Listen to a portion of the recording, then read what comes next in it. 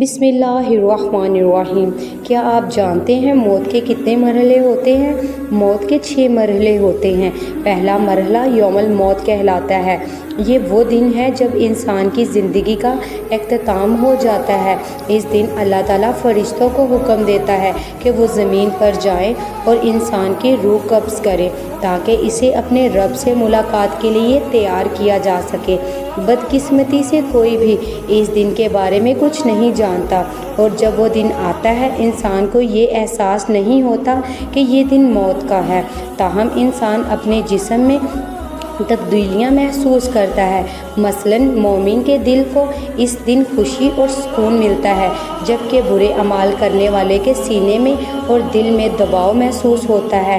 اس مرحلے پر شیاطین اور جنات فرشتوں کے نزول کو دیکھتے ہیں، لیکن انسان انہیں نہیں دیکھ سکتا۔ قرآن کریم میں اس مرحلے کا ذکر یوں کیا گیا ہے: اور اس دن سے ڈرو جس دن تم اللہ کی طرف لوٹائے جاؤ گے، پھر ہر جان کو اس کے لیے اس کا پورا بدلہ دیا جائے گا۔ دوسرا مرحلہ روح کا جسم سے نکلنا۔ یہ مرحلہ پاؤں کے تلوں سے شروع ہوتا ہے۔ روح آہستہ آہستہ اوپر کی طرف بڑھتی ہے، ٹانگوں، گھٹنوں، پیٹ، ناف اور سینے سے گزرتی ہے، یہاں تک کہ وہ ایک مقام پر پہنچتی ہے جسے ترقی کہا جاتا ہے۔ اس مقام پر انسان تھکن اور چکر محسوس کرتا ہے اور کھڑا ہونے کے قابل نہیں رہتا۔ اس کے جسمانی طاقت ختم ہو جاتی ہے، لیکن وہ اب بھی نہیں سمجھ پاتا کہ اس کی روح جسم سے نکل رہی ہے۔ تیسرا مرحلہ ترقی کا مرحلہ۔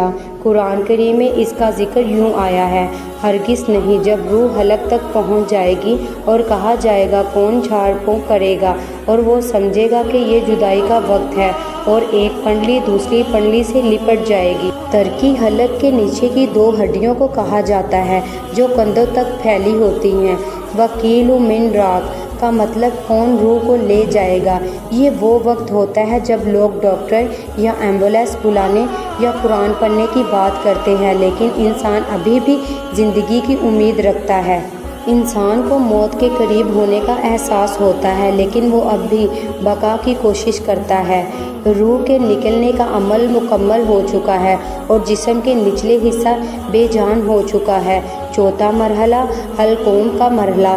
یہ موت کا آخری مرحلہ ہے جو انسان کے لیے انتہائی مشکل ہوتا ہے، کیونکہ اس مرحلے کے سامنے پردہ ہٹ جاتا ہے اور وہ اپنے ارد گرد موجود فرشتوں کو دیکھتا ہے۔